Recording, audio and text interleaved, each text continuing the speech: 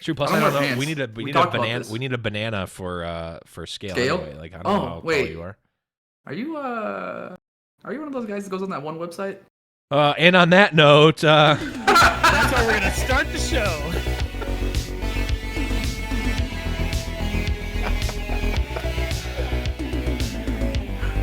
I knew it would come.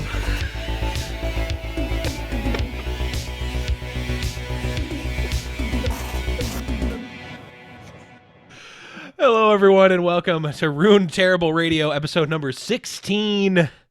Oh, boy, this has already gotten off to just a fantastic start. I am your host, Blevins.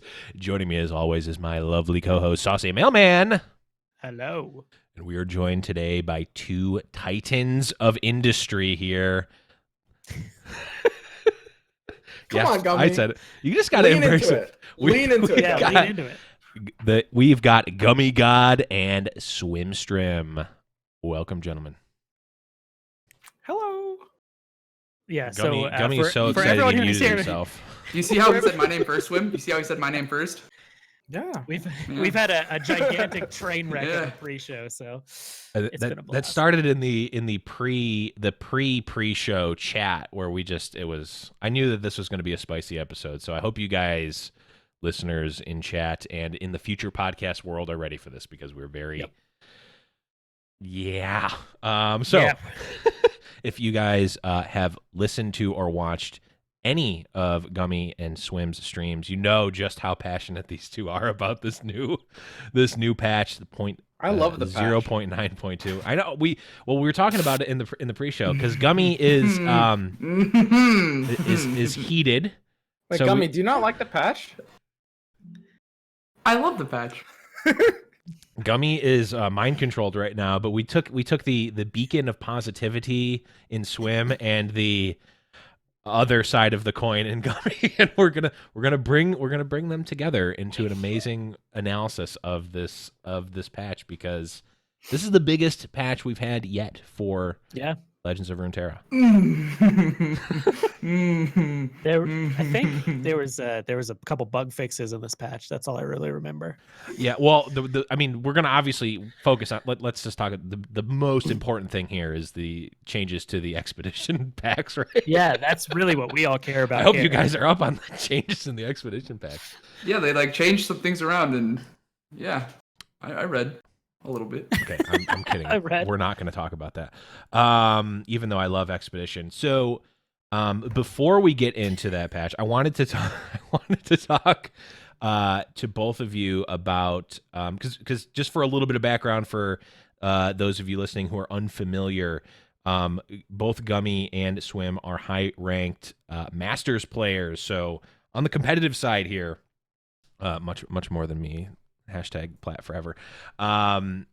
And we've talked to Casanova, we've talked to Prismat in the past, we've talked to a number of other sort of competitive players. It was early on in the game's life. So now that we're a month, 2 months in, a month and a half in, we've gotten some time to actually collect the cards. We're at the point where most players at the high level have most of the cards. I know, Gummy, you posted your vault that was just straight shards this week. Hell yeah! How do you guys feel about sort of the introduction of the game, the first leg of the game? Swim, we'll start with you here.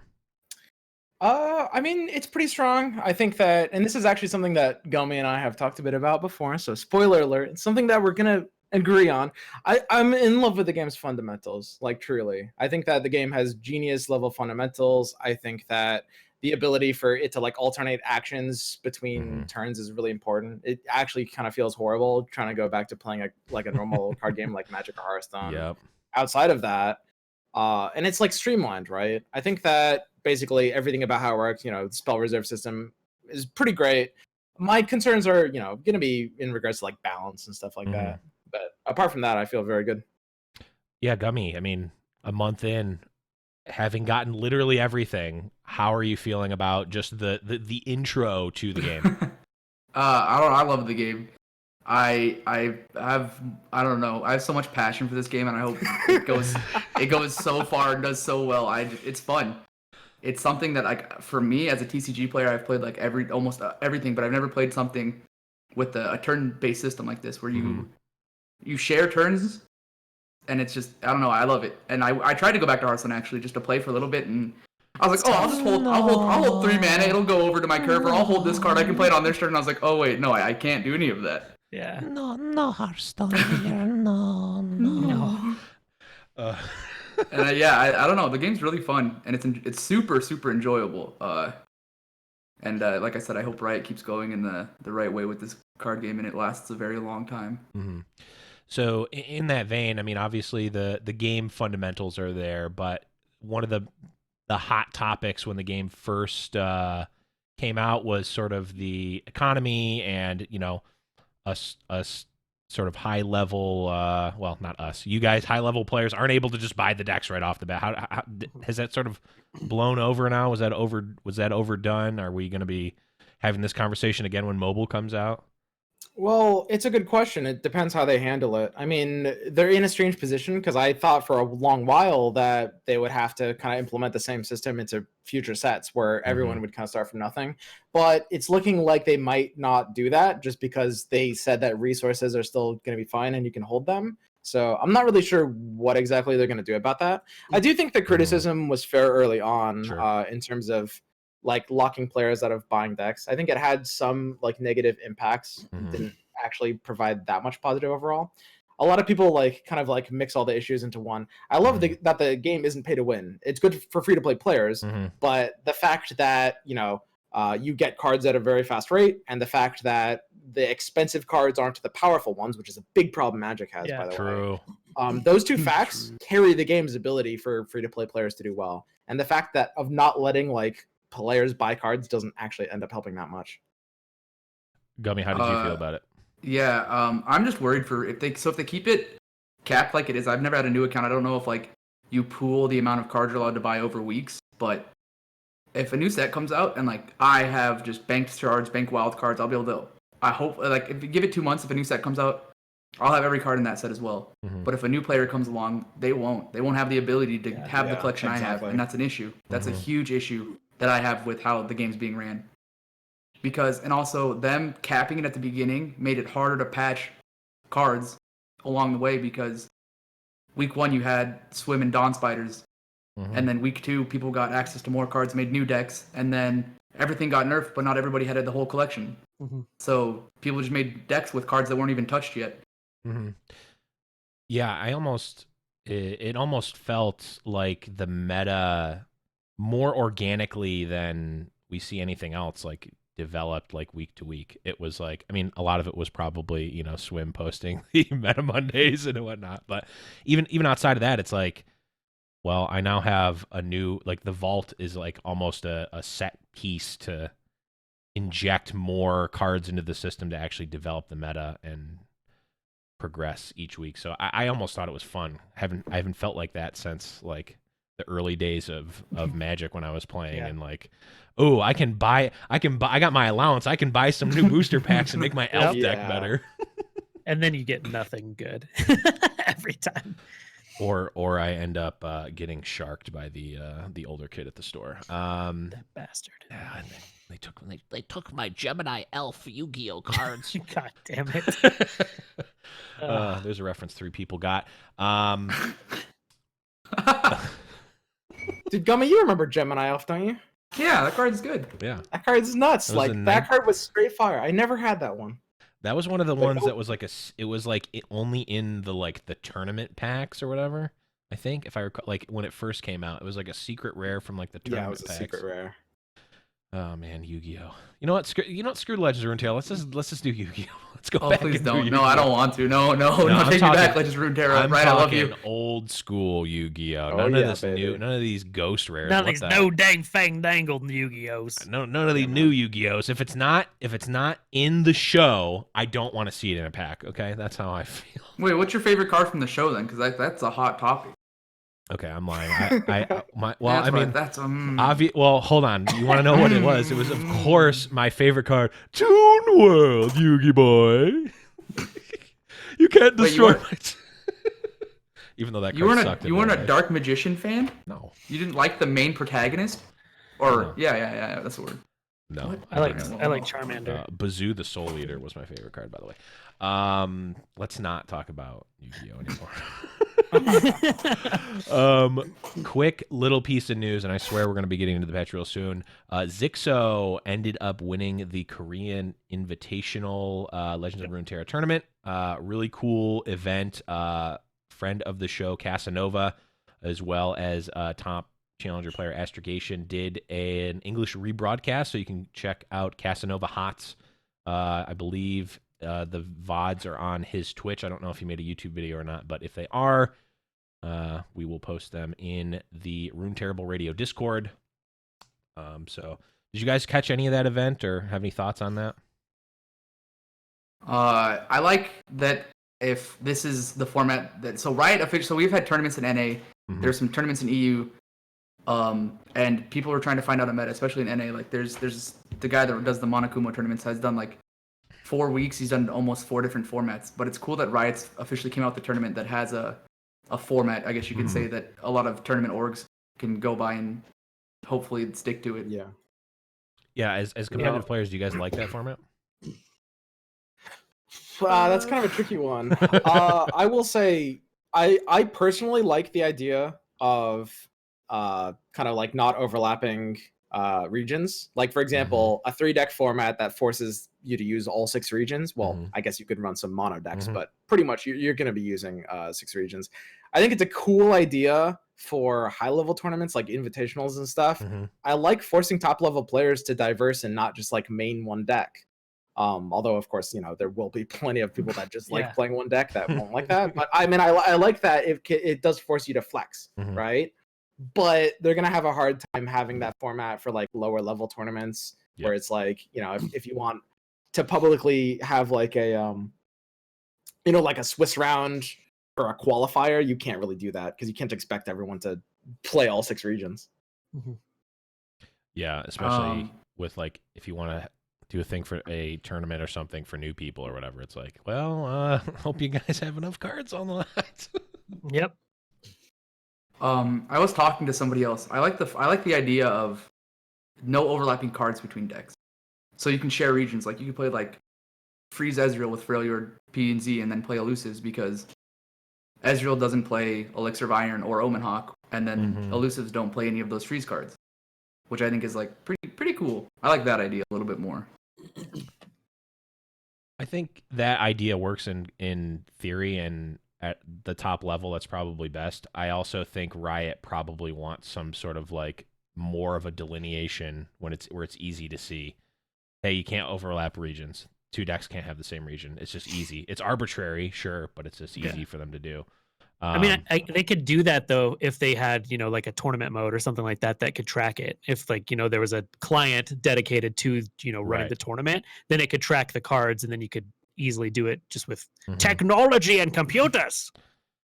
Man, wouldn't that be great? If only this was a digital game. Too bad it's all in paper. We can't do this. The other tinfoil hat part of it is that it makes it less. If we do it like that, like Gummy's suggesting, it makes it less easy for Riot to claim that every region has a competitive deck. Technically, yeah. Like right now, it's like we're gonna say every region has a competitive deck, and also the competitive format you have to use all 6 regions. Well, hey, you got there. Well, Just say what you're thinking, Gummy. Yeah, Gummy, don't hold back.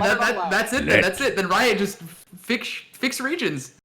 Just fix them. You just shadowed SI. They just destroyed SI, so SI can no longer. SI is like a tech now. You can't like.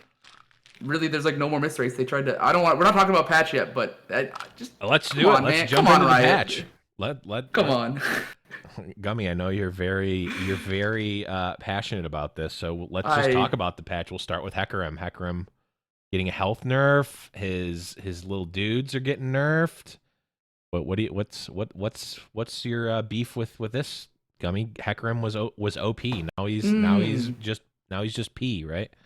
I didn't see Hecarim for like a week before they nerfed him. Yeah, me neither. Like people actually stopped playing Hecarim. Like you have BBG Bruised by God, who's a top player that came out with Zombie Garen, which is just Bannerman Garen plus Rekindler, and then people like jumped on that bandwagon, and like I I like what they did with Hecarim, and I think he's still playable in like ephemeral mid range. There's Teal Red, who's a Japanese player who came out with the deck, which is like really good. But it's my issue's not them destroying that or nerfing Hecarim. It's putting Black Spirit 3 for like zero reason. Yeah, Mark went to 2/2, which is like it makes it's still playable. It's a fair card now. It's not busted. Making Kalista a new card, making everybody like PogChamp over it, but it's just not a it's not a good card though. That's the thing is they redid it, they fixed it, and over the last 2 days, like any Kalista deck I've played, I've just stomped it because it's not a good champion still. Yeah, it's a good thing that Shadow Owl's got some changes. I think some of the changes, like Gummy pointed out, were weird. The Black Spear, personally, I think was one of the most balanced cards in the game. It was on the powerful side of things, but you could play around it like quite easily. And most decks it wasn't a 3 of, except for heavy Allegiance decks. And Hecarim, I do think Hecarim needed a bit of a change, but I wish it was more of a rework than a nerf. Yeah, and they did do the classic like technically kind of a burf. Exactly. Yeah. Where it's burf. like, oh well, his spell costs 1 less now. you got that. It's like not really that good. Yeah, no. I was kind of blindsided by the Black Spear as well, because like you said, Swim, like the decks that are playing Black Spear usually aren't playing 3. You see 2 of in a lot of decks, but like for it to be like that oppressive, I feel like it should be played a lot more. The card is strong, but I don't think it was like so oppressive that people were in arms about it. Yeah, let's so let's see, Black Spear. What other cards? Mark of the Isles. Mark of the How do you guys Isles. feel Yes. about that? Mark of the Isles, I think, was probably the card in the game that I most wanted to get nerfed personally. I had a joke on my stream where I made a deck, put in 3 Mark of the Isles, and then I just named it Nerf This Please. So every time I was scrolling through Deck Builder, you'd just see a picture of Mark of the Isles because it would be on the cover and it just said Nerf This Please.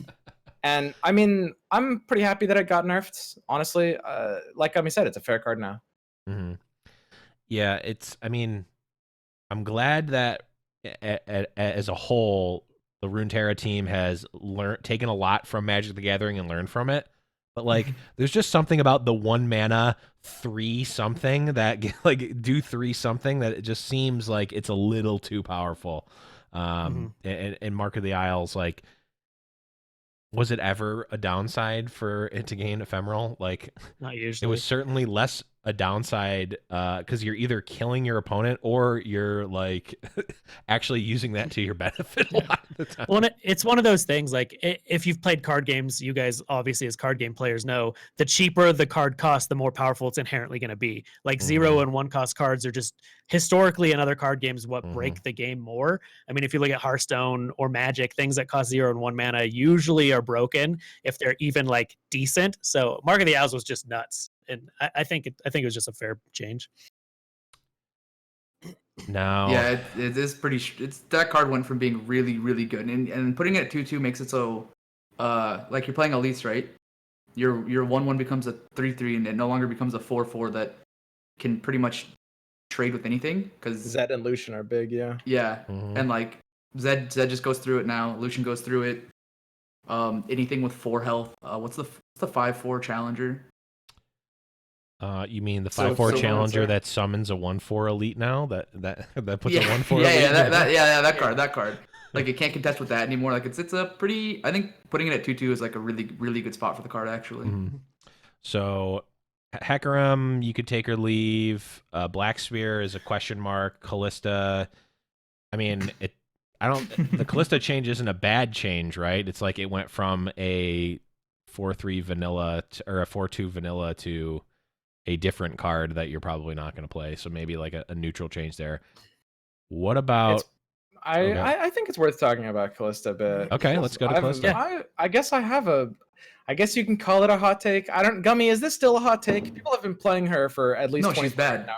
But people have realized she's bad now, right? Oh yeah. A friend of ours, 209, messaged me. He's like, "You guys are right. Kalista actually sucks." This take is cooling off. Then is what you're saying. That's good. But yeah, Kalista. I mean, I was saying like very early on, like before the patch hit, just off the notes that the 1 health isn't going to do much for her, basically at all. And she has 2 downsides now. She doesn't give the +2 health, and she's harder to level. So I was looking at, for example, 2 decks like my Prankster Burn deck that I made number 1 with, and Iceborne Spiders, Mm-hmm. which I was playing today. These are two decks where I would actually have looked at old Kalista, but I can just immediately dismiss new Kalista. And I mean, I can't say she's worse overall than she was 2 days ago, but she's definitely worse in some ways.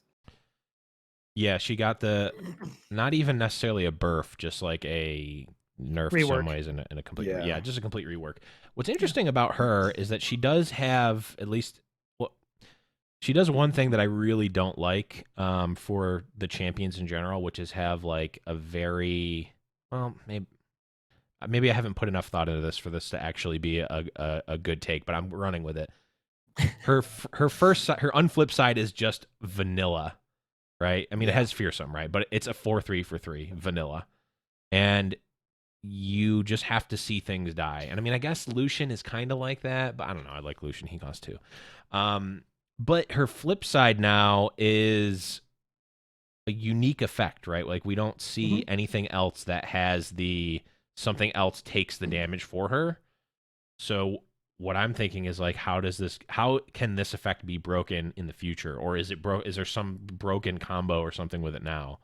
I mean, there's funny things you can do. Tiana Crownguard and Rekindler are both funny. The problem is new Kalista is all over the place. Old Kalista knew what she was doing. She was an aggro card and she was pretty mediocre. But new Kalista has she has the earliness of an aggro card. She has kind of the stat line of a mid-range card, and she has an effect of a very slow, almost control combo card, right?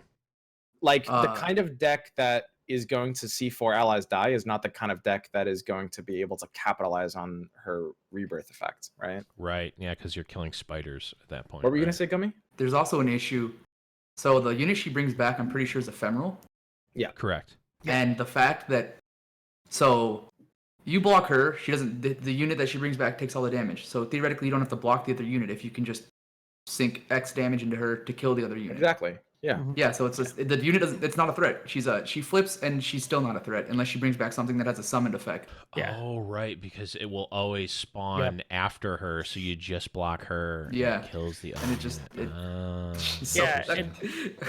That's what's interesting about it. Exactly. Exactly Right. what Swim said. Like her effect, you want in something that's very slow, like bringing back Avros and Hearthguard or Rekindlers, or Crown Guard, something like that. But like she just dies. Like you play her and she dies. Like she's still. It's rough. Like I think like new Kalista is fun to make funny. Like I made a stupid Heart of the Fluff Poro deck with her and just some funny stuff, but she's not good right now. Right. Yeah. Yeah, I'm wondering if she's gonna keep getting, because like if she caught she's busted, right? If she costs 2 mana, right? So there's no way there's no universe that happens, right? It's just she should be a 1 mana 3/3. I mean, she just needs focus. They have to pick a direction and stick with it. If she's an aggro card, she should be an aggro card. And I think that given that mentality, I would actually probably call this a step backwards. Because the earlier version at least kind of knew what it wanted to be, I guess, and that's the most important thing. It just wasn't good.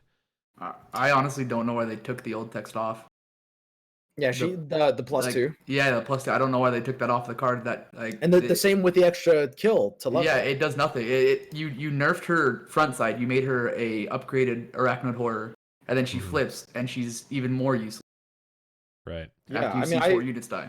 I would say they nerfed her backside too. That's the most important thing. And Kalista's backside, I mean, I'll whatever you want. Everyone's looking at Kalista's backside. Yeah, everyone's looking at it, exactly. Yeah. But like you look at her backside, and the thing is, it has a more powerful effect, but it costs 30. It's 33% harder to get there. Now, for a 33% upfront cost, your backside has to be buffed at least 50% to justify that, right? And you could say that maybe it was, but that's even in debate, right? That's a huge upfront cost. So you're saying if you're paying a lot, you want like a bigger backside then? Yeah. I want a huge backside. Right.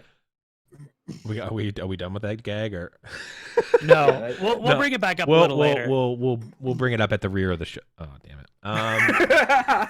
Got there. So before we leave Kalista's backside, do you think that right now, if we kept the flavor and essentially the effect of Kalista right now, is it just if they put the +2/+0 back on, or they lowered is it just a tweaking of numbers for Kalista, or is it let's go back to the drawing board and like revert it back to what it was, or like how do you guys feel about that? I think just the I don't know. I think it would be acceptable if it just kind of had both effects combined, like the +2 in addition to the 3 health, and like I think the ephemeral. I do like her new effect overall. That like she would definitely see play in that way, but overall, I'd rather see her just kind of like more fully redesigned. Gummy, your face kind of soured when Yeah. Swim was saying that. Well, so they have this cool tag on the game right now. It's in beta, right? So I feel like they could just they need to stop pussyfooting around and just do some stuff that might affect the actual game. Because I've been playing the same meta for the past month, and going over this patch with Swim the other day, I feel like I'm going to be playing the same meta for the next month. And I play the game for 8+ hours a day, so that's doing the same thing for that's a job theoretically. I'm doing the same thing 8 hours a day for 60+ days without seeing any like super change in it, and that's kind of my issue. I want them to like kind of buff things and nerf things a little harder. Well, I want to see more buffs than anything. Because they keep nerfing problem cards instead of buffing things that they see less play in, that have like 2% play rate. I want to see those cards getting buffed instead of cards getting nerfed that have 99% play rate. Well, I mean, that's sort of the age-old problem with card games and competitive card games, right? It's like, do you want the game to be balanced or do you want it to be different? I mean, it can be both, but that's hard. So like if the game, so like Gummy, are you like a StarCraft fan at all, or like? Oh yeah, I've played StarCraft since like original. Not brutal. I'm not that young, but I've played like since original StarCraft 2. Right. So I love StarCraft. Or like Melee or any of those games. Like those games don't change. Oh, I love Melee. Right. So what I'm wondering is like, would you get, if you were playing Melee right now instead of Legends of Runeterra, would you be happy? Because Melee never changes, right? Like the meta changes and people change the game, but the game itself is on the same patch that it released on GameCube in 2001 or whatever. 2003. I think it's a little different though, because it's not a card game. It's a fighting game. Like true. I mean that is true. It is a fighting game. Fighting games playing different people play differently. Where like if we play people of similar skill level, and they're running the same deck, it's the same deck. You're gonna play it the same as other people. It's the same 40 cards. Where like someone's gonna play Fox differently. Like Mango's gonna play Fox differently than Leffen is, and it's just it's a different play style. That's fair. It would be, instead of it being like, oh, I'm playing against Fox 100 times, like that can be different, but it would be more like if you're playing against Mango 100 times. Well, maybe not Mango, because I'm going to lose 100 times in a row. We're going 0-100 no matter what against Mango or any of the top players. But yeah, everyone mid-level players, honestly, for me. There's like a different play style in fighting games, and people can play differently. And compared to like a card game with 40 cards, the decks play differently, not really the players. Well, to an extent. I mean, we don't need to go too far down. I'm just curious because that comes up across. I mean, not even just card games. Like I do an Overwatch podcast as well, and it's like people always, no matter what, since the beginning of the game, hate whatever the current meta is. I mean, that's what it's like for almost every game. It's like, oh, I hate this meta. This meta sucks. It's like, oh, well, man, I wish it would change. And then it changes, and it's like, I hate this meta. Man, why can't we go back to the old one? It's like, well, dude, you hate whatever you're playing right now. Well, that's the thing. I don't hate the meta. It's just that I'm playing against and playing the same deck, the same 40 cards for 2 months. Yeah. I don't hate the meta. I enjoy, like, if I went to I think that's another thing, is if I played a tournament, like a competitive scene, I would be perfectly fine busting the same decks, getting rewarded, getting some sort of motivation to do it. But especially right now with the master ladder being the way it is and just the ranking system, it's kind of hard to find any motivation in doing that. Right. It's just you hit Grandmasters, and it's like you either hit one or who cares. And even if you do hit one, who cares? Exactly. You make your YouTube video and then you're good. That makes sense. No, I think it's just interesting because it's an important thing, because at the end of the day, whether it's balanced or whether it's whatever, it doesn't really matter that much. It needs to be fun to play. If you're playing competitively, you need to be having fun or something, right? Because if it's not fun, you're not going to get people to play. Okay. I would say diversity in the game is probably the biggest problem. I don't think you can call it necessarily like the same decks. but a lot of the games do tend to feel somewhat samey, Mm-hmm. and that's largely going to be caused by like it being a very mid-range dominated game. Sure. And because there's fairly few ways to actually play mid-range in Runeterra right now. It's like it's pretty hard to run a hard aggro or a hard control deck. Mm-hmm. And that's a sort of a problem that Runeterra has that other card games don't, actually. Because Runeterra sort of forces games to be more uniform, which is both an upside and a downside. It means you won't have that problem in Magic and other card games where it's like, do you queue into the aggro player who's going to kill you on 4 or the control player who you're going to be here for 50 minutes, right? But it does kind of make it feel samey. That is a really and I think that is probably a large point of kind of what Gummy is feeling. I mean, I don't mean to assume. You can correct me. Yeah, please don't assume. No, I'm just kidding. Yeah, that is interesting. I'm wondering if I'm not the one to say whether that's a good thing or a bad thing, because like, does that mean that we need to have better control cards and also better aggro cards? Like there's more of a divergence, right? In yes. Like red feels way different than blue in Magic, whereas like Shadow Isles and Freljord feel different, kind of. Yes, exactly. Like one's spooky and one's cold, but like they're just like different statted things, right? Here's my stance on it is actually I've spent a lot of time thinking about this, and I've decided I think it is a good thing, but there need to be some additional steps. So I want to actually explain from a design standpoint, the reason it works out this way is because of the spell reserve system. Spell reserve creates a niche for spell card that will give you, it's sort of like a bell curve, because you want your deck to have a middling amount of spell cards. You don't want too proactive of a deck, which like, a kind of standard style of aggro would be completely proactive, and because of course then you can't use your spell mana and you're at a disadvantage. But you don't want too reactive of a deck either, because control cards, mostly spells, are overcosted because of the spell reserve system. They have to be, because otherwise they're unfair, right? So because of the spell reserve system, it creates this like middle hump. And I think this is actually a great thing, personally. I think that having more uniform games is really good. But then decks need to distinguish themselves by archetype and play pattern instead. And the game isn't doing that enough right now. Yeah. I think Gummy, you're nodding over there. I wholeheartedly agree. It's every color can do theoretically everything. You can play almost any color in any archetype. There's like very few cards where you're like, I can't. There's no way I play control this, or there's no way I put this in a mid, because everything, like Swim was saying, plays mid rangey. Yeah. So you can throw any two colors together, and you can make a deck that's viable in the mid range position. Yeah. And this, by the way, this is why I think it's so important to buff underutilized archetypes. For example, this is why I was saying earlier, I was disappointed that Hackram got a nerf instead of a rework, because I'd love to see a rework to Hackram that would enable him to access the full ephemeral kind of combo deck with Shark Chariots and stuff like that. Like that kind of thing is, I think, the one direction the game needs to go in right now. Yeah, all that sounds, it all sounds super reasonable. It's making me, I think, I haven't really thought about it like this, because I'm not playing as many games at as high level as you guys are. So this is kind of eye-opening for me, because it's like, these are the types of things that you say about a game's core set, right?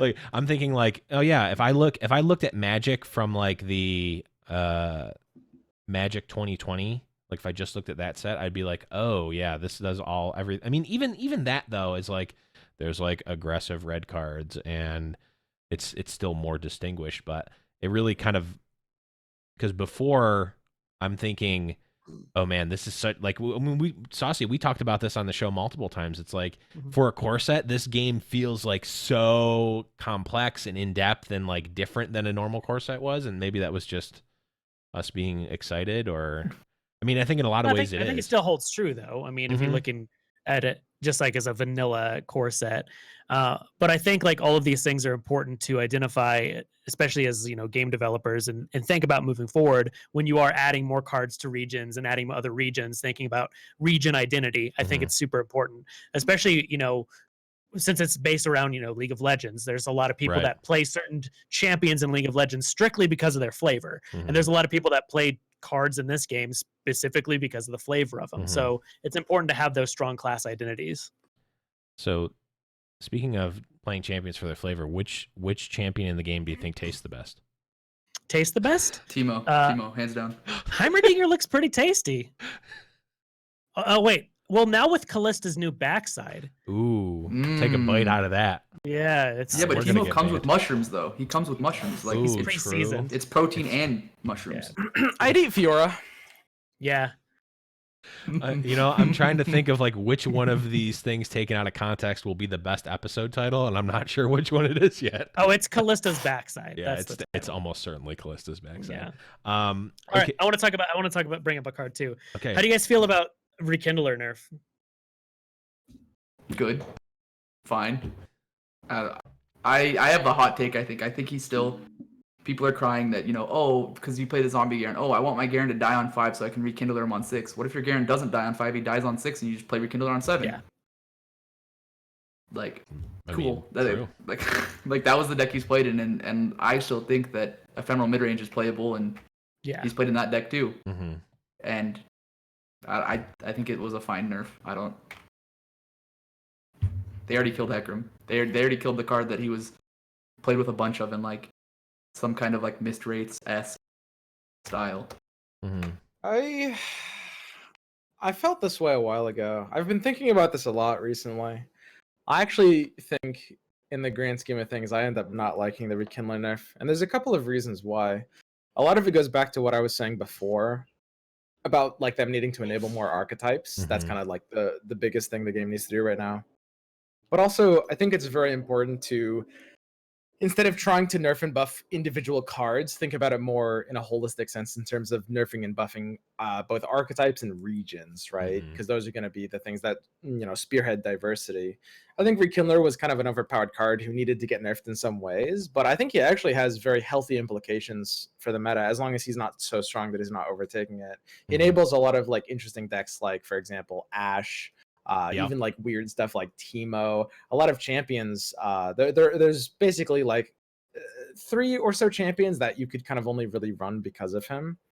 I think I might have preferred like a stat nerf instead or something like that. It was important to nerf Shadow Isles, and I like Rekindler being more niche. But I think he ends up being net positive diversity actually. Gummy, you gave a weird smile. Yeah, Gummy, what's up? No, buddy? you said that Shadow Isles, needed a little bit of nerf, and I feel they destroyed Shadow Isles with this. Yeah, I agree. Exactly. With this patch, like Exactly. Mhm. even as like a tech color in most decks, it's why not just run a better color?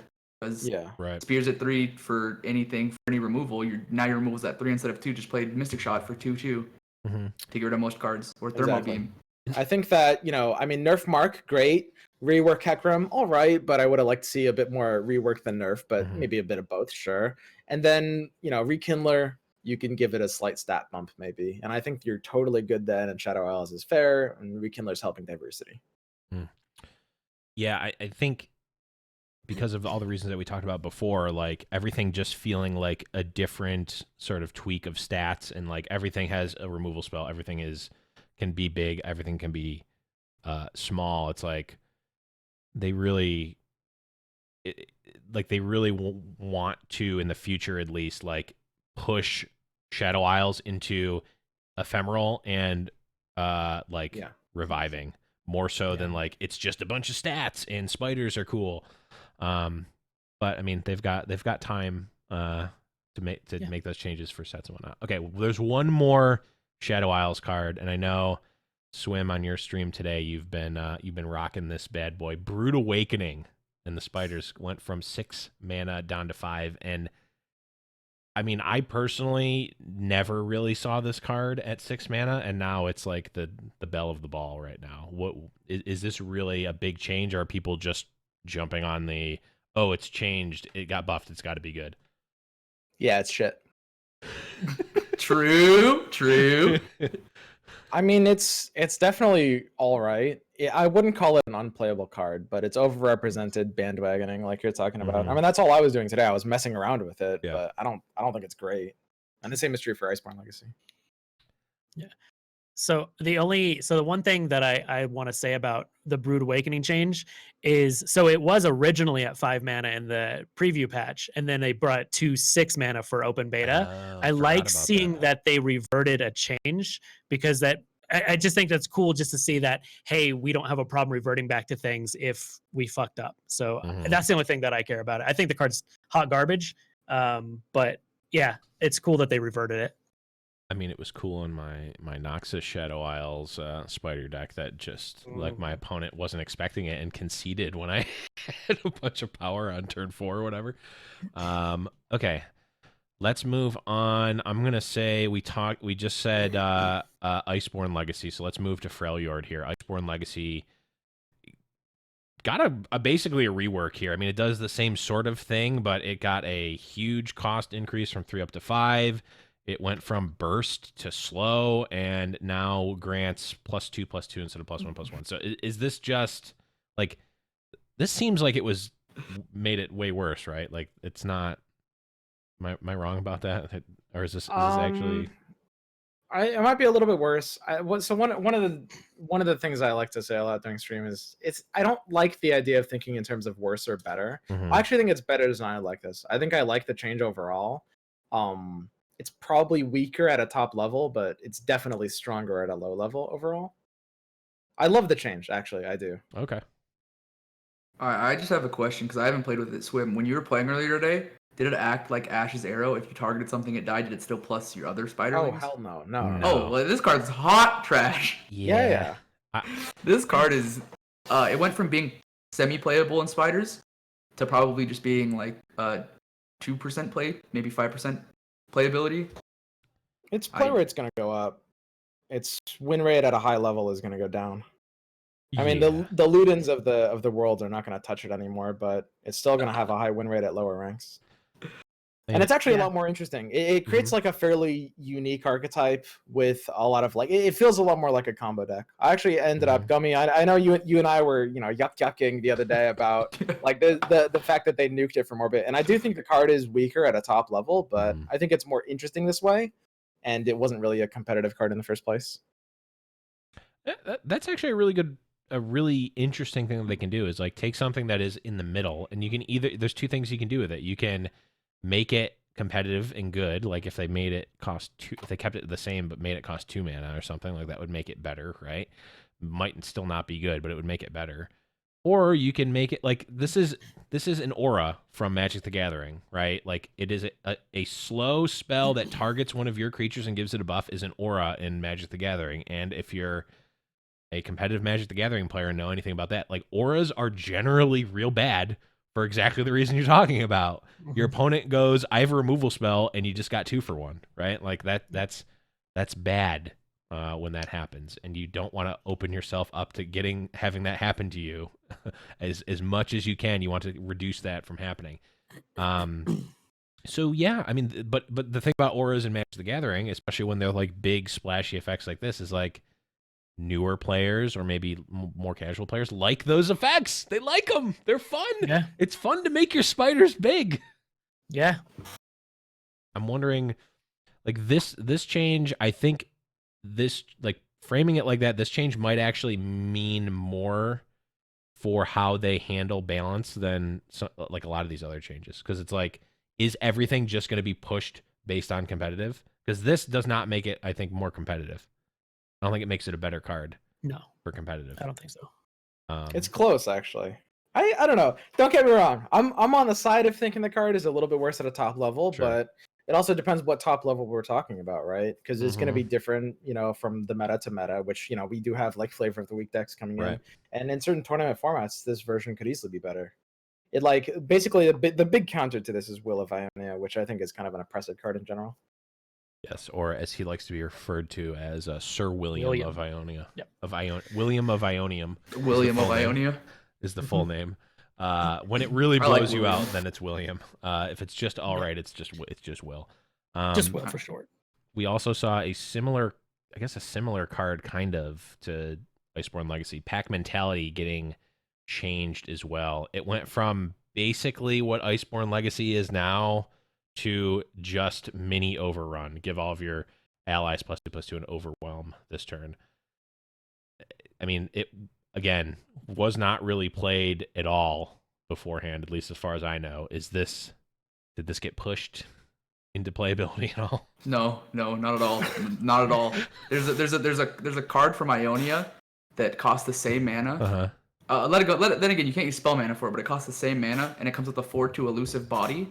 And I mean, if you're playing Ionia, you have other elusives, and it's kind of like having Overwhelm. They can't block elusives. You can't block them. So yeah, but Gummy, if everyone's playing elusives, then no one's playing elusives. Yeah. Think about it. That's what I like. That's what I want to hear. I want the whole ladder to just be Freljord Ionia. But that sounds great. No, the thing is it's just not good. It has this. It's at slow speed. It's not even at the other card I was talking about. Technically plays the effect at burst speed, but then gives priority to your opponent at like a fast speed kind of thing. This one has the potential to give your opponent priority after you play it, and it has the potential to just being shut out by anything else. Swim, Gummy, you look it's like you have fine. No, it's fine. I will say this card is not super great, and I wouldn't run it in most decks. I would say it actually is a card that exists on the competitive level. However, it doesn't really have a home right now. I think Freljord as a region is really suffering right now. I think that out of 2 of the decks that run Freljord, if you're running Iceborne Spiders, you'd rather run the who Endure. And if you're running Kinko Omenhawk, you'd rather run Windfire Hatchling, as Gummy said. This card doesn't really have a home right now. But I think if they don't change it in future sets, you will see this card being played, actually. It's just homeless. Yeah. We see overwhelm effects get played, at least in some levels. Usually in limited, but... Saucy, what do you think about these 2 sort of like almost tribal type of cards? Yeah, I think the biggest thing is exactly what Swim just said, is that there's just not like a place for them now. Because even when I'm playing all these stupid tribal decks, I still don't even consider the cards that go in them. So, I mean, I think Pack Mentality as a card right now, it is a powerful effect. It's just hard to get off at slow speed. Who knows? Maybe in a future expansion we see somewhere where this fits. I think in like limited, this is super, super strong. You'll just blow someone out with this. But yeah, it's tough to justify a spot when you only have 40 spots in the deck, Right. But I mean, a cheeky one of sometimes might just be hilarious. You'll get the really cool highlights where you just like play this and give all your dudes overwhelming your opponent's like, the fuck just happened? They can see the Garen hand in the face. For sure. Like, yeah, I am the one who chose to put this card in my deck. That's the big deck play. Let's talk about power creep now. Poro snacks, my unbeatable. Yeah. Saucy, I know you've been playing around with Poros. I've been playing a lot of Poros. It's not good. No, it's not.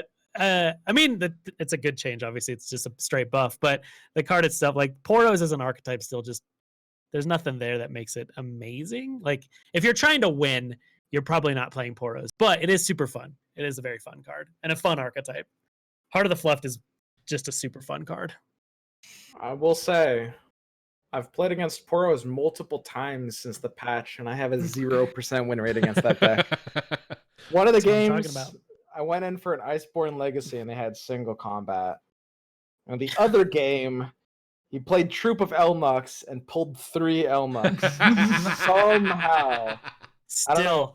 Post-nerf, I don't know how... So somebody has absolute mastery over RNG. Yeah.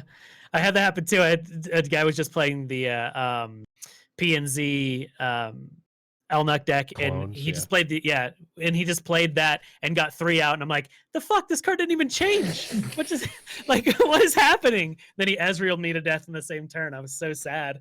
Oh, you had the guy just didn't update didn't change deck? The list at all. Yeah, at all. Oh, nice. I like that one. Just shit on me because his Elnuk pulled 3, and I was like, yeah, I mean, you did it. Apparently, if you're one of the definitely legit people in Singapore, like my cousin who's been playing on the mobile client in Singapore, and definitely not me, it was certainly my cousin in Singapore playing. Apparently, that just didn't update. My cousin was showing me screenshots of 4/4 Chumpwumps, just like still in the game. So if you play on mobile, you apparently don't update. Okay, so Poro Snacks maybe. Here's the thing about Poro Snacks is it's kind of a it's a cool card in that it pumps all Poros, but it's also kind of a boring card. It's just give them all stats. I want the good thing about it is the animation is top notch. The animation is fantastic. I would rather munching the snack. I would rather them just embrace it and be like one. I mean, maybe it can still be 3 mana. It's like 3 mana, or maybe put it back up to 4 mana and just be like grant all Poros everywhere 2 random abilities. Ooh, give them all 2 random keywords. Yeah, 2 random keywords. That'd be sick. I mean, it would certainly be probably. I mean, I don't know if that's better or worse. I just like embrace it. Like if it's not going to be that would be worse. Yeah, I'd rather have +1/+1. I think I'd rather just not have this card. Well, if you look at the patch notes, it says it in the second sentence, and I think they should have just ended it with the word expedition.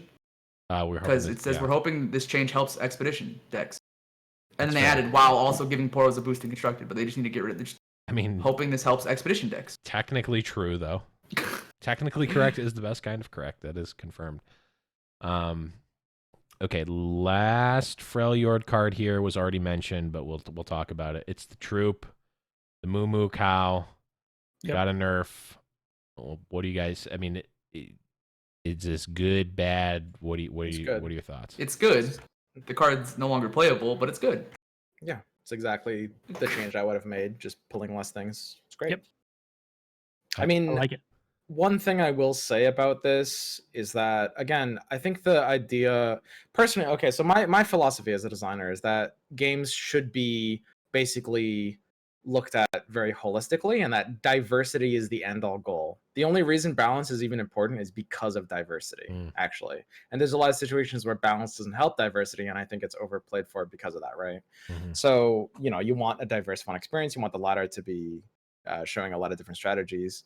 So I think that as much as I like nerfs like Elnuck and Rekindler, I think I might want them to be done in other ways or alongside other things. Like, for example, take this patch. We see Freljord get a, let's say, debatable nerf to Iceborne Legacies, even though people were already messing around with Iceborne Spiders. If we want to call that a nerf, then Iceborne got nerfed. Then Troop of Elnucks gets nerfed, and Ash decks get nerfed too, because of Rekindler, right? They need Rekindler. So Freljord gets hit in 3 different ways, and it was already the probably second worst performing region. So now, I like the fact that they're nerfing stuff like Elnucks, but without buffing anything else in Freljord.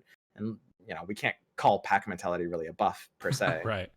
It feels like it's just gonna start struggling, right? And that's kind of, I guess, one add-on to the Elnuck nerf. I mean, I like Yeah. Elnuck. And I think that the Troop of Elnuck nerf specifically needed to happen just because for design space, you can't print Elnucks ever. You can't make any more Elnucks if Troop of Elnucks exists, just because it's just too insane. So, what if they kept it the same and just when you put this in your deck, your deck also has 3 1/1 Elnucks in it. 1/1 for 1 Elnucks. It doesn't count against your deck spots. It just beginning of the game, shuffle 3 1/1 Elnucks in your deck. Well, that's not even that bad though, right? Because you're still pulling bodies with the unit for any. If you play it on 5 and they're attacking, they're just 1/1s to block with. I mean, it's still pretty good. Well, the downside is not that you're going to be pulling 1/1s. The downside is that you're going to be drawing a 1/1 for 1 sometimes. Here's the fix. Here's the fix. You just rummage. I mean, you leave it free rummage target. You leave it the same. Well, it's not a free rummage target though, because it's not like it when you draw it, you draw another card. It's like your draw is wasted that turn. You're drawing a 1/1 for 1. I don't know. I mean, I just thought of that on the spot, so I put no thought into how good or bad it would be. So. No, this is perfect. Here it is. So you leave it the same. It's top 10, but then you lose life equal to the power of Elnucks you pull. Ooh, it's like so you seppuku yourself. Dark confidenting. And let's go. Elnucks. I like what they did with the card. It makes it so you have to play it as you can't just throw it in. You're like, oh, I'm already playing Freljord in this deck. I'll just keep 6 slots open and just throw the Nucks in. But you can't do that anymore. Now you have to actually build deck around the Nucks. And I mean, is it possible? Probably, maybe, sure. But you can just say no, Gummy. It's okay. No, I want to have. I have hope in the deck building community that they proved me wrong with everything I've said about this patch the last 2 days. It's 3 days. It's been like shown. Mm-hmm. And then like the last 2 days it's been live. And I just really hope they prove me wrong in my opinions on every card that's been changed or anything in general. So I hope that someone makes an Elnuck deck that just completely takes over the meta and is unbeatable. But That's not happening. Probably won't happen. I mean, so I just like the space for Elnucks because I think it's a cool. It's just like one of those like it's silly, right? Like they're cows. You're playing cows. How often do you get to play cows in a card game? I like it. I think it's funny. Well, when you pick a lot of them up, they make like a stampeding like moo sound, and I think that's like the best sound in the whole game is when you just pick up like a bench full of Nucks and just slap them down. Yeah, and then it's all 6 of them doing it at once. Oh man, so good. And the best part is there's no play animation when you play this; they just appear. Like, boom! Oh shit! Where'd all these cows come from? A herd of cows has appeared. Like, it's definitely the best. The best thing about them is their attack noise. Yeah. Okay. Let's talk about Demacia here because a couple things we got. The Mage Seekers. We got Mage Seekers, just like straight up different cards now. Oh no! Oh, Gummy, you're crying. No, these cards suck. Do they? Okay. Period. They're just unplayable. Like, the Insider's really cheeky because you could play it on like a Lux deck where you Remembrance on 3 with 3 mana, 3 pooled mana. You're not doing anything 1/2, so you're already falling behind. But I mean, like, it's cool. You get like some random card on 3 that could be okay, and then you get a cool card on 4 that's a 5/5 or a 6/5. But like, that's paradise, right? Like that's the best thing to happen. That's like getting Solitary Monk and then being able to stand alone. Like, it's the same thing. It's like a possibility, but is it going to happen all the time? No. And is it going to feel really bad when you have an Insider and you don't have anything to trigger it on 4? Yeah, it's going to feel absolutely terrible. And then Investigator as well. It's kind of, I don't know. I have no. The only thing that I think is maybe playable is the Mage Seeker Persuader. That's a 3/2 for 2. That's it. It's just a vanilla 3/2 for 2, which is good stats. That sometimes gets +1/+1. Yeah. What do you think, Swim? I think they're all right. I do. Okay, so I see where Gummy's coming from, and I do sort of agree. I think that a lot of people, like, here's the thing. When new shit comes out, there's going to be a lot of people jerking that shit off, like, really, really hard. There's so many people that unironically just believed that Kalista was going to be a meta savior. I'm not exaggerating when I say this. People were like, holy shit, this game is fine now. Kalista is going to be great. That's like so far out of this universe that I like the idea of basically, kind of compensating. And I do think that a lot of people felt the same about Mage Seekers. And I very much understand Gummy's frustration in that regard because I don't think they're great. I wouldn't call them unplayable per se. I think all of them are all right cards. You can slot in. I do think Persuader is the best one. You can slot it into Lux decks. I think it definitely has a home there. And the Tane one, the Investigator, is definitely playable. But again, I feel what Gummy's saying because I too am kind of like disappointed because even though they're playable, they're definitely not like the meta saviors. Yeah, I think in today's meta with the cards that are out now, they're very vanilla, right? They're very base setty, which again, this is the base set. But I like the design space it opens up. The Mage Seeker, trigger off of a 6+ spell. That can be something interesting. That can be an identity for Demacia going forward. And I mean, you got to go back to the basics from Magic sometimes. Like the vanilla test. Is a 3/2 for 2 vanilla playable? Kind of. It's all right. It's not bad. Like the stats are there, and then sometimes it gets an upside. Okay, maybe playable in the right deck. And then 3/3 for 3 is also kind of close. But then 4/3 for 4 is like, I don't think so. And then even when it gets triggered, it's just a bigger dude, which is also like, also not great. I think another thing to go off of though is like you have to look at the mana you're playing and you're playing in that spot. So like 2, for example, Demacia has so many good 2-drops. Right. Right now you have Lucian who's a 3/2, but he's a 3/2 quick attack champion that has a cool flippy effect. You have. I love Lucian's backside, by the way. No, he has a nice backside too, if you get there. But then you have Bright Steel Protector, which is a 3/2 as well, but then gives another one of your characters barrier or your units. So it's just like is putting a 2-drop 3/2 in that position, in that role in your deck, like better than the other 3/2s that have actual name or spells or triggers or keywords or any of that? And it's just probably not.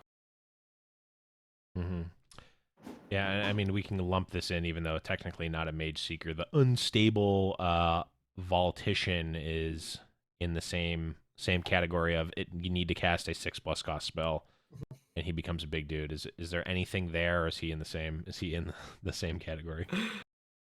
So I made a really like memey thing while I was talking about this the other day, and I made a spreadsheet, and my thing for this card was who, because you didn't see it before, and you're still like who? Wait, who? What does this card do? Let me read this text really. It's like when you sit down across the table and someone plays a card that you've never seen before. Yeah. And you're like, wait, what is it? Yeah.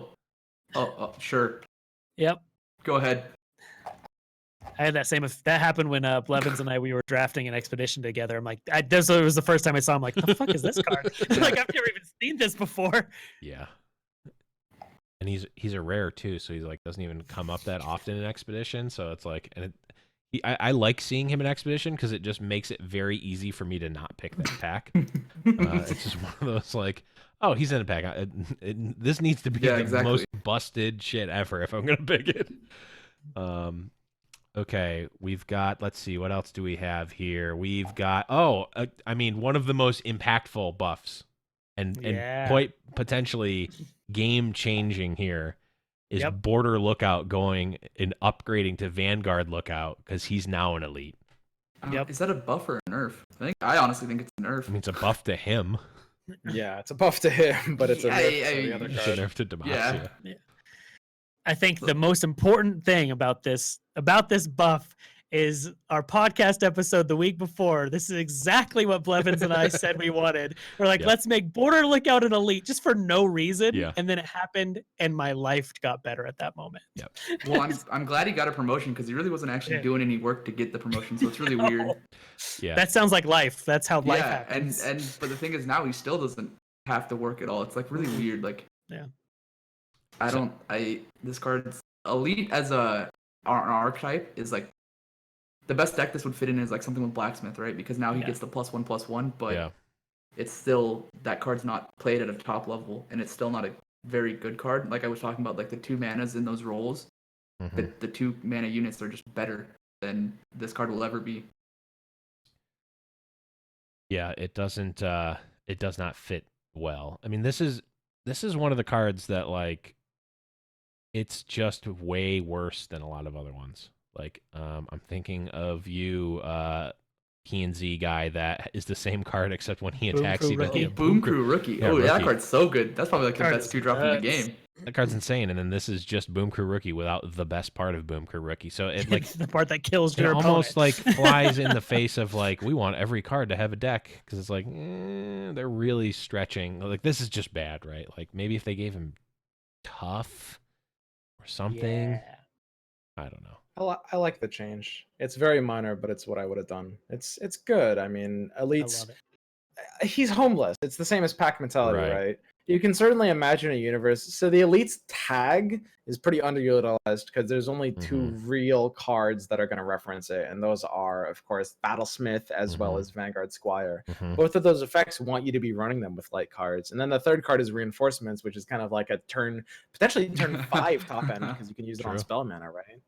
I think that they're actually not that far off. If they add like a third big elite synergy card or something like that, then you're going to be looking for like 2 mana elites.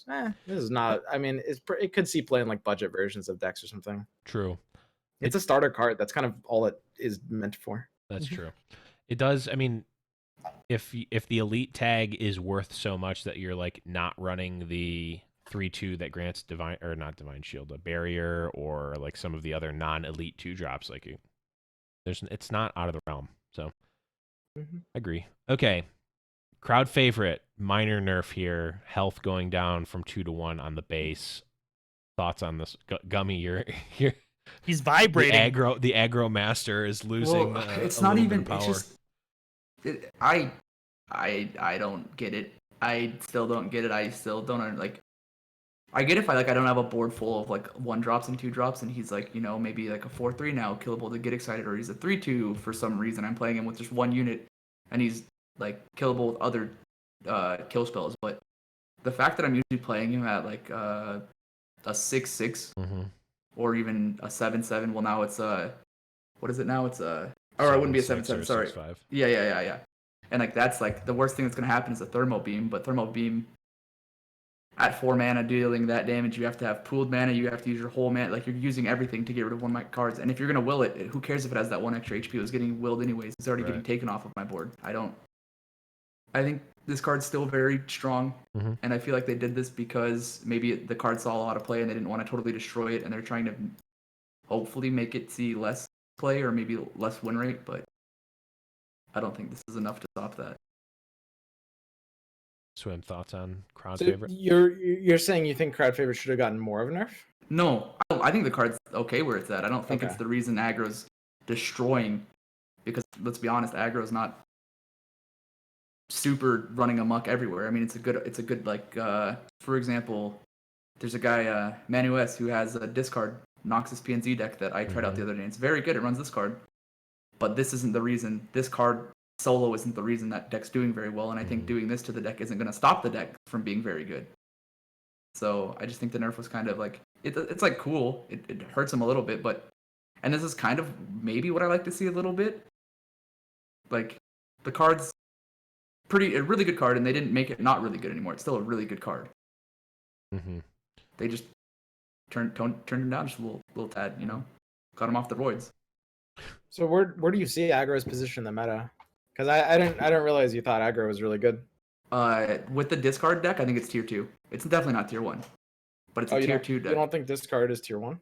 This card itself is probably tier 1. Discard. Discard. Not no, that card. I think discard. Discard. Yeah, discard.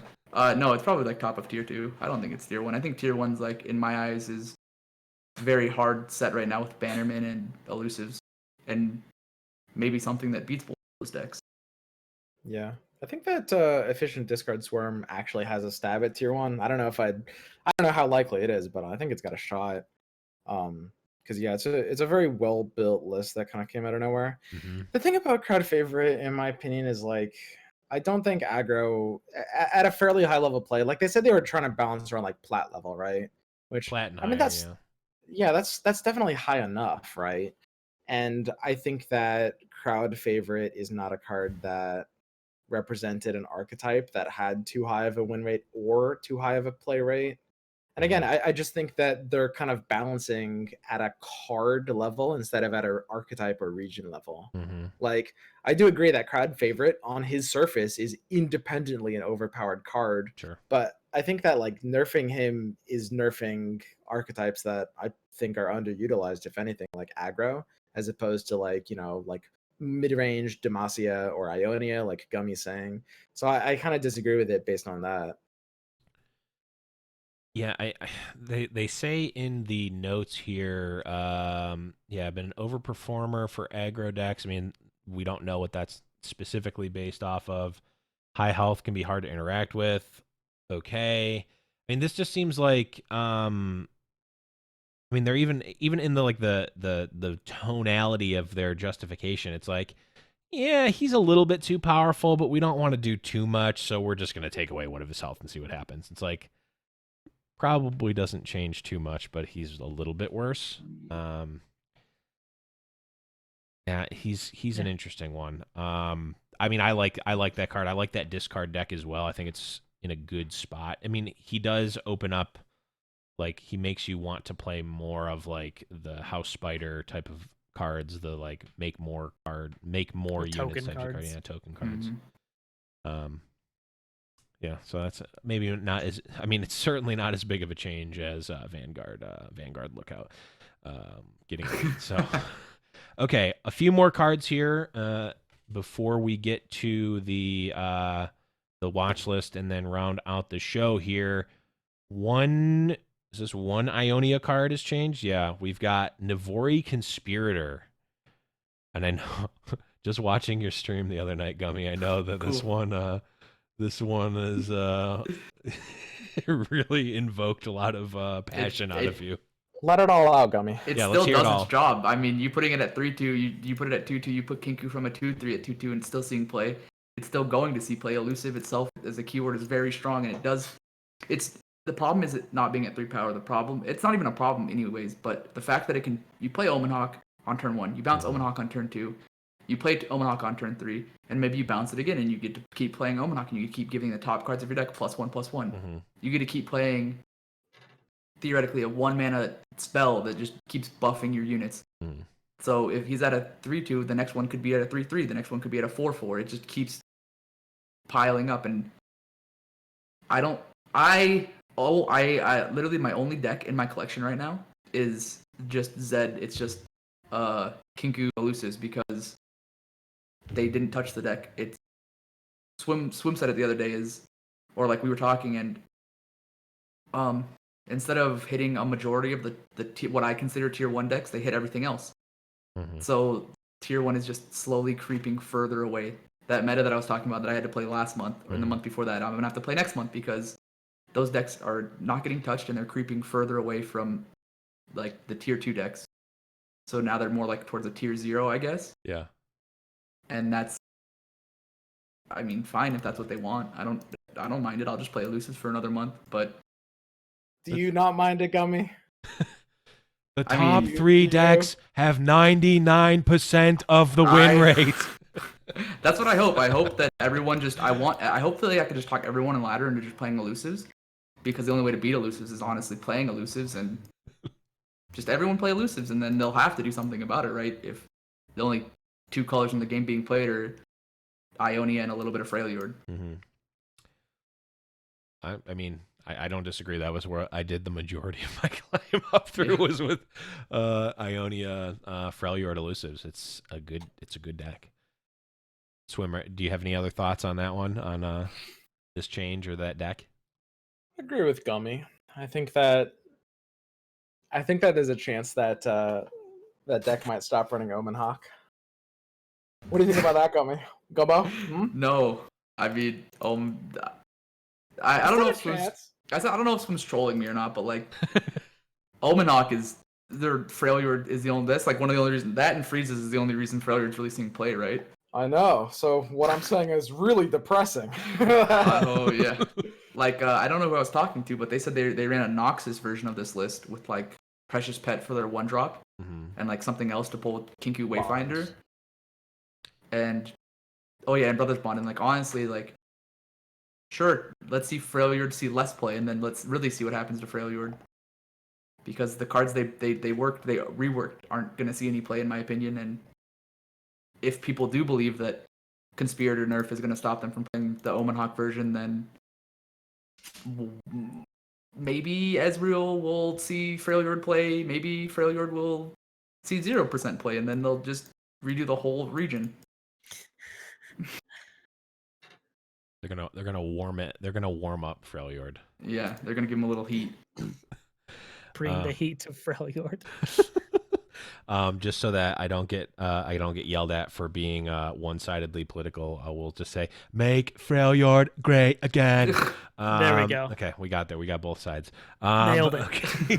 Got there. Now instead of being equal, everyone hates me. Chumpwump. I know you were Trade Wump. Yeah, you were calling him Trade Wumper. Trade Wump now his backside is not as good as it once was. He's now only a 4/3 down from a 4/4. Is this going to really impact? I mean, he felt real good. Is this going to impact Chumpwump's play? I don't think so. He's played in what was he played in, like Ezreal? He's played in Ezreal. And I'm pretty sure they're just going to keep playing him in Ezreal. He's a 4/3 that creates 2 cards that can either get rummaged or deal 4 to their face, pretty much. I think that personally, I would say that on a card-based level, you're more so evaluating play rate, and on a deck-based level, you're evaluating win rate because, of course, the play rate is going to be linked with the win rate on a deck-based level. So I would say, like Gummy's saying, Chumpwump's not going to see less play within decks because, of course, in Ezreal, in any deck that was running Chumpwump before, you'll run Chumpwump now. Yeah. So I don't see this as a nerf to Chumpwump so much as a nerf to Ezreal, as the archetype, of course, not the card. Right. So honestly, I'm kind of down with that. I don't mind a minor nerf to Ezreal. It's kind of interesting, but it's possible they just don't want that kind of archetype to be so strong, and I'm totally fine with that. To Gummy's Zed elusives being OP, conspiracy theory, Chump Wump can no longer block Zed or Lucian for that matter. That's the thing is, yeah, he can't block, and things don't chump him anymore. That's like my meme, right? Is things don't chump anymore. Things trade into him. A lot of cards that are played have 3 attack, so things just trade into him now instead of chump him. So they should literally just change his name to Trade Wump, and I'll be. You know what? I'll give them the right. Riot can take that from me and trade. They it. give him the name change. Yeah. Well, I mean, he's kind of like he's like a shopkeep looking guy, right? So he could be like a like Wump trader. Like that could be like his actual name. And if that exactly.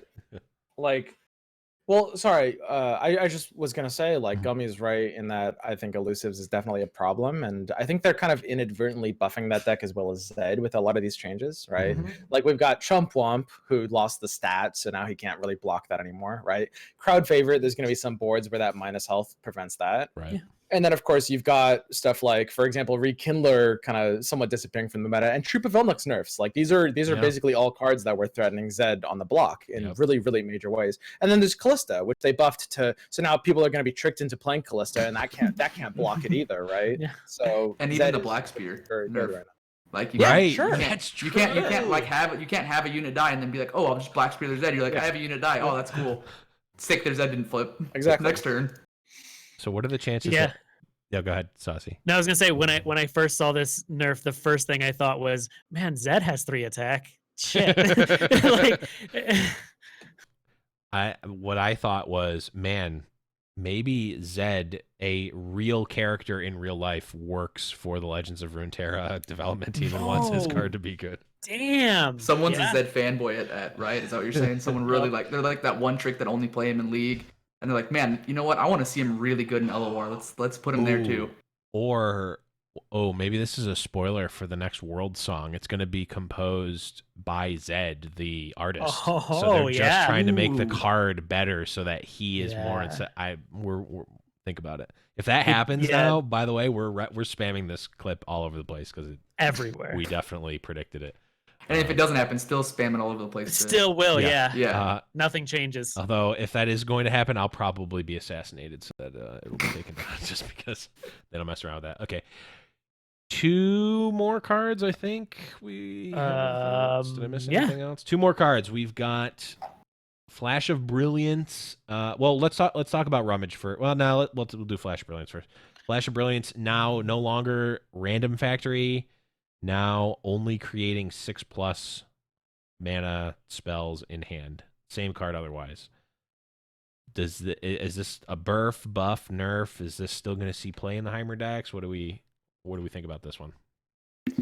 I would call it a burf. I think it depends on the region. Like, for example, I would say that in like an Ezreal, because now people are looking to fill the hole that is, the Elnuk void. Some people are thinking about Heimerdinger, and in that deck, like with Freljord as the second color for Flash, your options are probably worse now. I would say, except for, of course, the second Harshwinds is quite nice. But in a deck like, for example, Demacia, they might be a little bit better. So it only creates a spell in the classes that you're playing? Yes. Okay, I've been playing this card for a while and didn't even know that.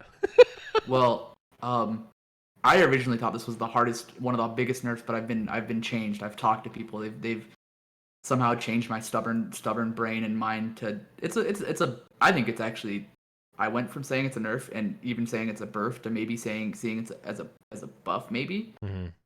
I guess a lot of people in the Korean meta or Korean servers are playing Heimer. They were already playing Heimer Ezreal, which it's like really cool if you get like a second or like a fourth Harsh Winds or right. But then you have like Pack Mentality, so probably not. Let's take that out. But like you have like now you have Piltover Demacia or just 6. Like Demacia probably has the best 6+ mana spells. You have Judgment, you have Remembrance, you have.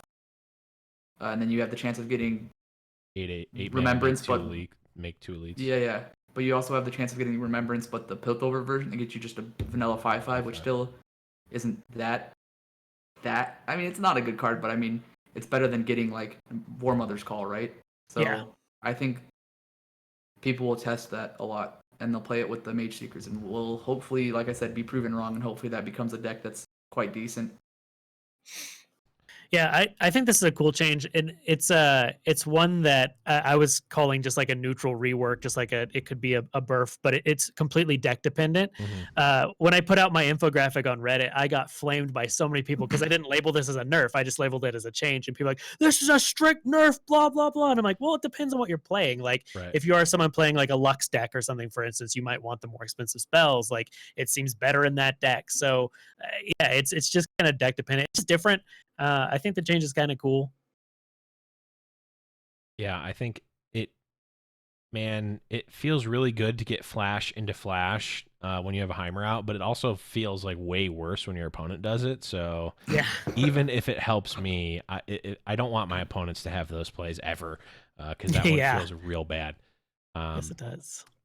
It still refills your spell mana for the people out there arguing with me that it doesn't. It still does that. So that's the thing. Wait, were people just arguing what the picture on the website says? People are yelling that it didn't do that. And I'm like, yes, it still does that. It's just now a 6+ card. I mean, maybe Riot is lying about their own game. maybe they're trolling. Who knows? Damn it. Okay, last card in the patch here, Rummage now gives you the flexibility to discard one card if you only have one other card in your hand instead of two. As someone who has played a lot of Rummage in both Ezreal and the Jinx, Draven, or just the discard aggro decks, I love this change. The Rummage already, love the card. This is just so much better now. Like, it's insane. I think it makes that discard deck we were talking about previously, that is like towards the top of T2 in my opinion, and Swim maybe says pushing tier 1, makes it even better because it plays Jinx, and you know, when you drew a card plus Rummage with Jinx and you're like, well, I don't get a rocket this turn, this kind of sucks. Now it's like, oh, I get a rocket this turn. This is pretty cool.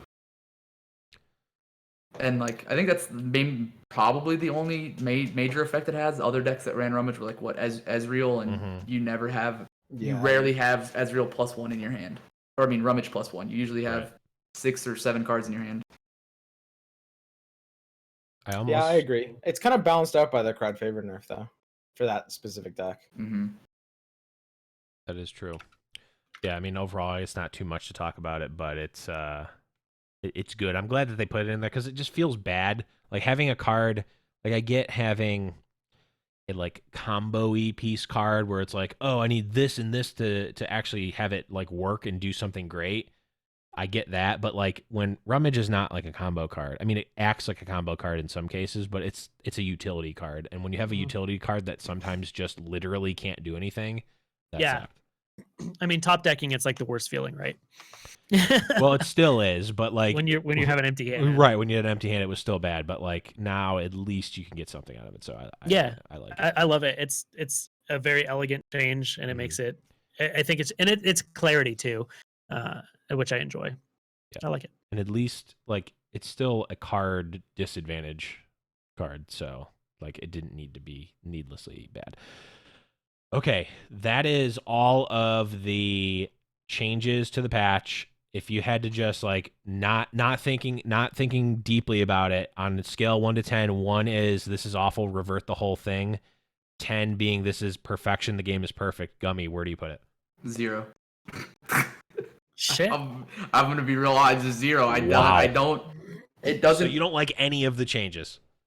I mean, they're cool. They're like.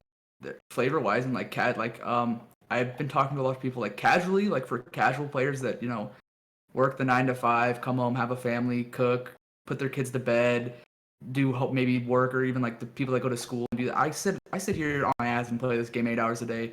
But like for those people, that's like pretty cool change, right? Like it spices up what they're able to play. It buys, you know, another month for them to test things out and play things.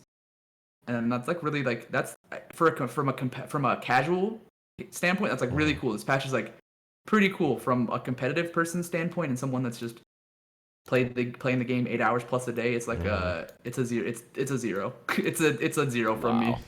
Wow. Gummy, 0 is not between 1 and 10. It's 0. True. Take the integers 1 and the only. 0 from 10 and put it at. I want put it at positive 0. integers only. Okay. 1.1 minus 1.1. Oh, now we're negatives. Damn. Still Wait, not. no, it's still 0. It's still 0. Yeah, but okay. Well, Okay. I'll give you your we'll 0. I'll give you your 0. That's fine. 1. Oh, Oh, that's Google. You trigger Google. Damn. Well, this patch triggered you, so you triggered Google. It's okay. True. Swim, are you on the same level as Gummy here? Not quite. I would give it a 4, I think. Okay. Which is, yeah, I mean, it's still a negative rating.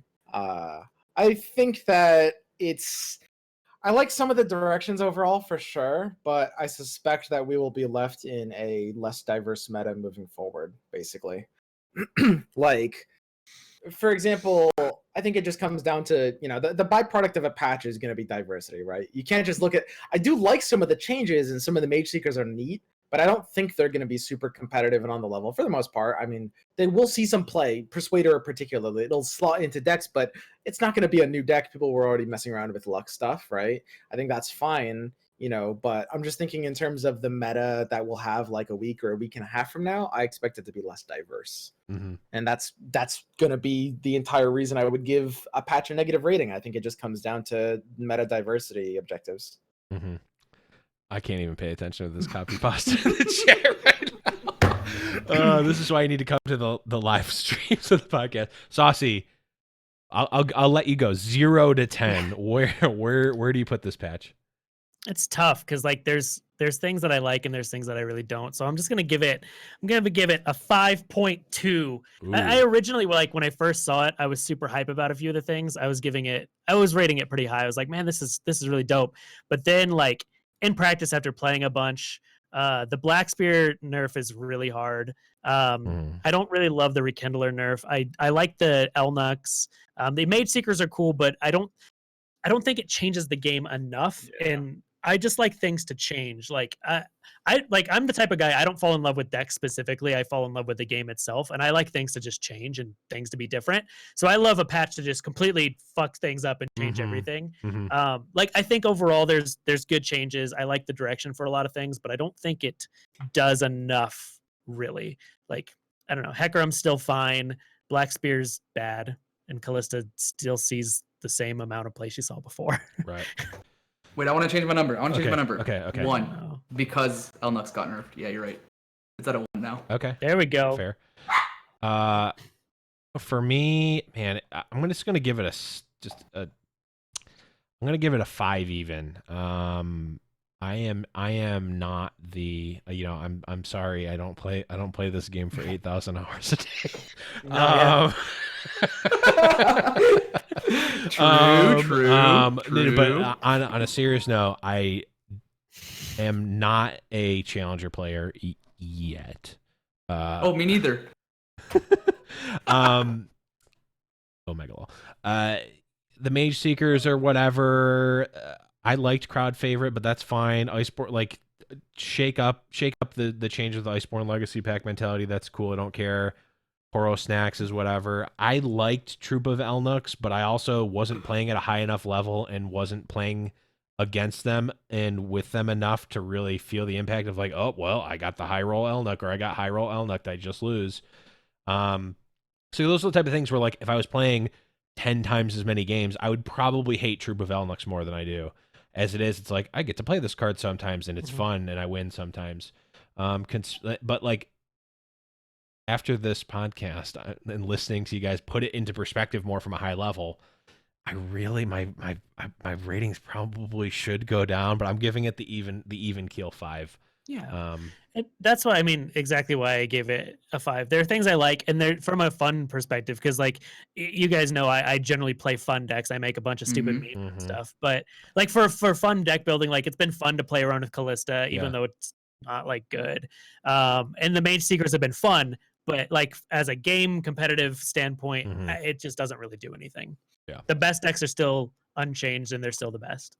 Yeah, the thing with the Mage Seekers is it's not a new archetype. It's just they added 1.5 is honestly generous. 1.5 playable cards to an existing archetype. It's just like, whereas like it feels like if they had buffed, Vlad or Yasuo, that could have actually led to things that people haven't even really seen before. I'm gonna be honest. I don't want Yasuo to ever get buffed. That is just an annoying card to play against. Like, God, it's the same reason I hate Shen too. It's just like if he's good, that just means that my stuff doesn't do things. It's like my removal stops working, my blocks are bad, my attacks. It's like, God, I hate Shen and I hate Yasuo. But I digress. Okay, let's talk about the. Okay, yeah, we are like over time, but that's okay. Let's wrap up here with the watch list. We've got Elise and Frenzied Skitter as the first one on the watch list right now. Swim, should this be on the watch list? Should this have been nerfed? What are your thoughts on it? I think Elise is fine. I think I would have been okay with Frenzied Skitter on the watch list. To be honest, I actually don't mind Frenzied Skitter. I know a very, very common thing to do, like a cool thing to do, is to point out that Frenzied Skitter is one of the strongest cards in the game. It's pretty good. I think it's a little overstated how much it needs a nerf. I think it's fairly it's a lot more balanced than it seems. It's very powerful, and I'm not dismissing that, but I think it creates like interesting situations, and I don't think it was top of the nerf list, so I'm actually okay that they didn't nerf it. Gummy Frenzied. Yeah, what do you think? I feel kind of the same way. I mean, there's actually a tweet that I have pulled up by somebody that was liked by Umbridge, and it references this, and it says, "How do you guys keep whiffing on Frenzied Skitter?" and a lot of question mark and exclamation points. And it says a lot of really good and smart changes, but to continue to not touch this card is a huge mistake. I completely disagree with this person on Twitter. I think the card's actually in a really good state. You're not going to see, you don't see Fearsome Shadow Owls. You're not going to see them anymore because Hecarim's not a card. And then it's played in like I said previously, mid-range ephemeral, and it's played in Spooky Karma as like a card that can contest other 3-drops and feel okay. You don't. There's very few times currently that you lose to just someone playing a Frenzied Skitterer. Right. Because you can't block their Fearsomes. I mean. I also think the tweet that you're referencing went on to reply something comparing Frenzied Skitterer to Oko in Magic, which is maybe I don't want to say the dumbest comparison, because I think it's not dumb. It's just ignorant in terms of they don't understand the. Yeah. They don't understand why Oko was like. Oko made 3/3s every turn. It's like, that's not. Bro. Imagine plussing your loyalty to make your opponent's cards nothing. Yeah. That is not a good comparison. Yeah, exactly. But I completely disagree with that gentleman said, and anybody that says that, I mean, come slide into my DMs and we can have a discussion about why this card's not great. Nice. Or just do it in public. That would be even better. Yeah, like that too. Please, someone prove me wrong about how I feel about this patch. Make me feel 10 out of 10 and not 1 out of 10. My whole thing. All 4 of us gave it negative scores, right? It's not a great feels patch. Yeah. Gummy just had to be the lowest by far.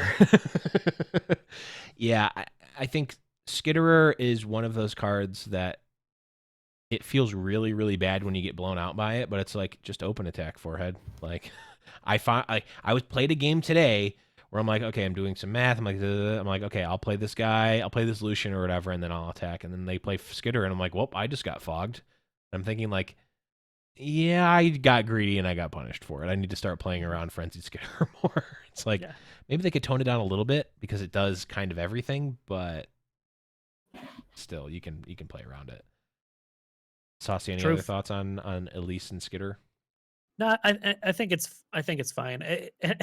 I tinfoil hat think they put Skitter on the watch list just because so many people like to bitch about it, but I don't think it's legitimately that oppressive or that insane. So that's just me. Okay, in the same vein, Glimpse Beyond. I know Casa and Astrogation on the stream were talking about this at one point. They had a pretty good discussion, but Gummy, do you think that Glimpse needs to be on the watch list?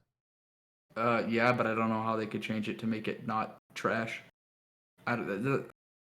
It's like it's a really powerful card, and it's really good, and it stops your opponent from getting things, and it makes you're usually trading like you're going even in their hand, and they're usually going -1, right? Like value wise is usually what's happening, and like that's pretty good. But also at the same time, like what do you do to the card to make it so it's still playable but not broken? You know? And I don't know how they could do that. I'm not a card designer. I just like to bitch about when they don't change the cards that I need to change. I'm not a card designer, I'm a card bitcher. Exactly. I think I mean, so I actually didn't weigh in on Skitterer, but I'll just use the same exact explanation for both. I think that there's this really common just base level armchair dev mentality of 3 of auto include is bad and cards should have equal play rates and equal win rates, which of course doesn't make any sense. I think that this is usually the mentality that leads to people saying nerf Glimpse or nerf Frenzied Skitterer. And in reality, it just comes down to nerfing not the card, but what the card represents, which is the archetype in the deck. Right now, I mean, Shadow Isles did need some kind of nerf. That nerf could have been in the form of one of many different things, but I'm fine with Glimpse not getting nerfed as long as other things in Shadow Isles did get nerfed. I feel the same way about Frenzied Skitterer. Despite being a 3 of auto include, both cards are actually 2 of the things that you have to think about the most while you are playing, right?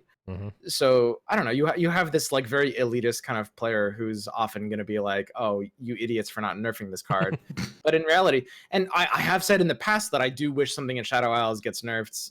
But you know, to be clear, it doesn't have to be Glimpse and it doesn't have to be Skitterer. Like the cards are good and maybe they're auto include, but you have to think about a lot of things in the game, and they also prop up Shadow Isles, which after the nerfs otherwise would be very underplayed.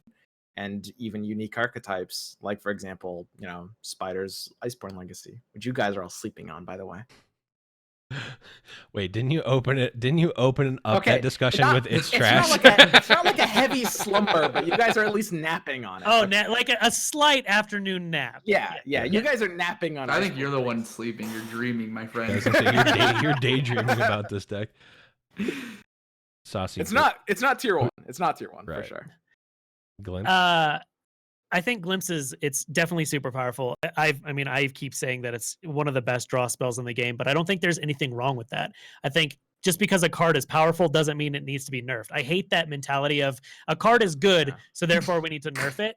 And like that's one of the most frustrating things that comes just from card game players. It's like, oh, this card's good, so let's make it shitty. No. Like there's nothing wrong with a card being powerful, and even being a 3 of auto include isn't bad. Like Mystic Shot is really good, for instance. Like decks that play that are usually playing 3. So I think it's fine. I think Shadow Isles should be at the power level where it should need this card, and this card should be a backbone to the archetypes. So I like it. I think it's fine, but it's powerful, but that's not a bad thing. What if it was 1 mana, draw 1 card, same card otherwise? Is it playable? Is it bad? Is it still good? I think it's fine where it is. Yeah, that would make it really weak, right? Yeah, for sure. I think. Yeah, the way to think about Shadow Isles, I think, is kind of as you know, I mean, it's very common for card games to have like a 3 mana draw 2. I forget what the one in Magic is called, but like Divination. Divination. 3 mana draw 2 is just like a kind of evergreen style staple, like it's just everywhere.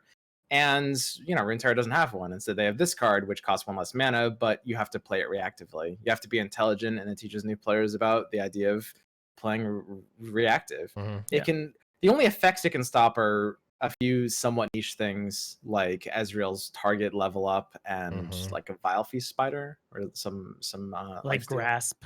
Yeah, it's one of the more nuanced cards in the game, right? Yeah. I think like most people want to nerf it. A very common thing I've seen is make it slow speed, but that just removes the nuance of it. It's unplayable. Right. Yeah. So I agree like really hard with Saucy. I'm pretty sure he's saucy, but you two look exactly alike, so I really can't tell. It's saucy. Yes. It's saucy. It's saucy. Okay, it's saucy. We're good. I agree hard with Saucy that like the most frustrating thing is this like power level based mentality. It doesn't matter whether things got nerfed or buffed. It matters if they're better designed. So like, you know, yeah, we can argue about whether Iceborne Legacy is better or worse, but it's a better designed card now. I like it. It's good. Yeah, making it slow speed is just like the So people bad. the people who want it to be slow speed are the same people who are getting completely blown out by it and don't understand why it's actually good. Like they're just like, They can Oh, just play my Hearthstone. card got countered. I don't get why this is good. Let's make it bad instead. Or they're the There's a- hipsters that don't want to play SI. They're like, oh, SI is too strong. I want this region should be better. Nerf. My deck should be better than their deck. Yeah. yeah. Or the same people that want deny taken out of the game. Oh. Wait, are those people? Or is that a thing? Oh yeah. Oh, yeah. Before it got nerfed, we'd get it all the time. Oh yeah, people still do hate deny. That's a good one. Yeah, that is a good one. Okay, last card, last topic for the show. Shadow Assassin on the watch list. Gummy, you're shaking your head. No. It's okay. I don't think it's really busted. Maybe I don't know. Take elusive. I don't know, dude. Just like putting it at like what they said a 1/2 or a 2/1. I'm still playing the card for 3 mana to draw me a card and give me a unit that's elusive. Mm-hmm. And they have to think about the decks that are putting this in that aren't Kinku or Kinku elusives, right? Because like you take this and you nerf it in a Karma or any version of Karma or any other deck that uses it to just draw a card and put a unit on the board. Mm-hmm. That's separating the gap once again between elusives and that deck, Right. because they have a unit that can block one target and then maybe not even trade. It's chumping maybe, and it's just like just make Kinku elusives better. Just make just push them further. I'm fine with that. Just keep pushing them further. I'm telling you, Zed works for Riot.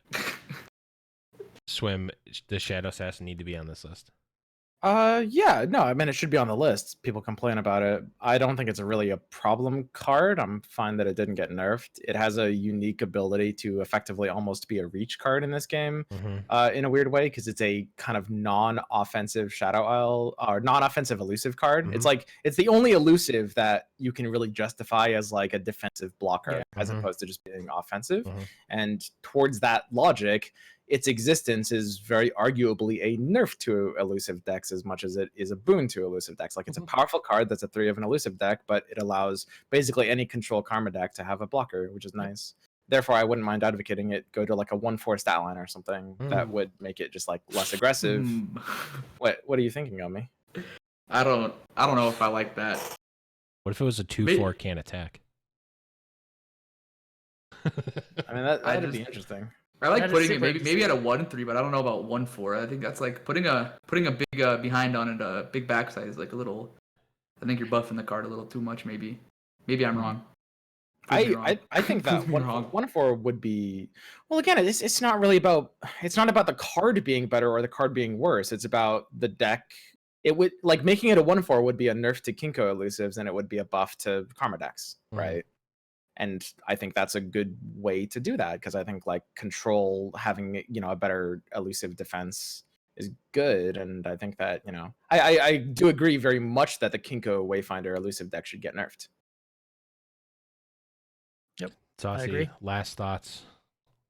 Yeah, on this specifically, yeah, I've always considered it kind of a defensive card as well. Like that's why it's one of the, like you play it in like Karma decks, for instance, you play it because it's one way to not get killed by elusives, but it also replaces itself.